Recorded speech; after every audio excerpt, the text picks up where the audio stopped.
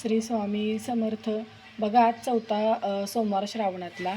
तर आज आहेत जवस वाहण्यासाठी आणि आजची विशेष पूजा म्हणजे तुम्ही हळदीला थोडंसं पिंडीला थोडं हळद टाकायची, त्याच्यानंतर त्याच्यावरती अभिषेक करायचा आणि मग तुम्ही नंतर त्या पिंडीला स्वच्छ हे करून त्याच्यावरती भस्म लावायचं. हे भस्म लावायचं असं आणि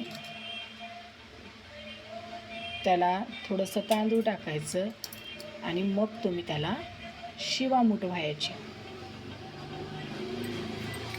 शिवामूठ मी सांगितलेली आहे त्या पद्धतीनं म्हणायची आणि अशी व्हायची.